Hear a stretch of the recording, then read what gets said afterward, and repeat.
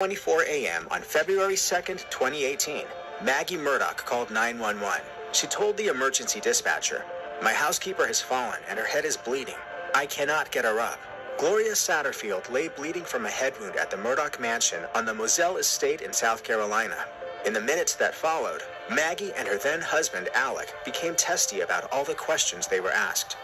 Satterfield, a 57-year-old woman who had worked for the high-powered lawyer and his family for more than 20 years, died from her injuries 24 days later.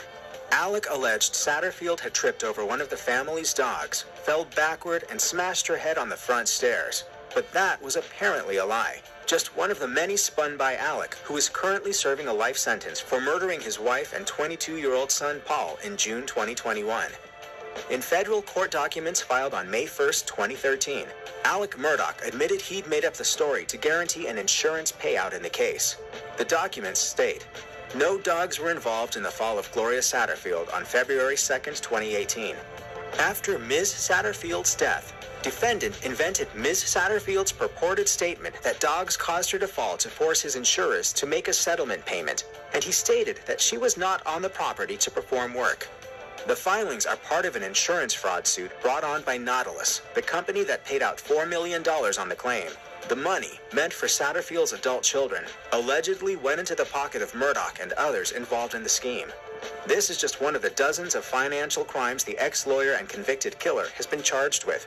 Police and prosecutors said it was the forthcoming revelations about his financial crimes that led to Murdaugh killing his wife and son on June 7, 2021, in order to buy time and sympathy for himself. Instead, the whole affair threw open the doors to reveal years of shady dealings and suspicious deaths connected to the Murdaughs. What the court filings don't reveal, however, is what actually happened to Gloria Satterfield that morning. The coroner never performed an autopsy. In September 2021, the South Carolina Law Enforcement Division opened an investigation into Satterfield's death, and the next June sought permission from Satterfield's family to exhume her body. Eric Bland, an attorney for the heirs, said at the time, "We do not know when it is being planned or if it has been scheduled. We are supposed to be part of the process."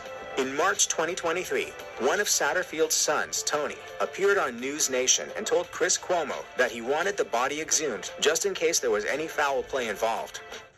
Do you believe there may have been? No, I do not. But you just want to be sure? Yeah. After Gloria's death, Alec Murdaugh had taken the lead on ensuring that the sons would receive money via a wrongful death lawsuit, but he never followed through. An order from September 2021 suggested Gloria's two adult sons should have received $2.7 million from the suit. This obviously never happened, but they have since won $7.5 million in compensation.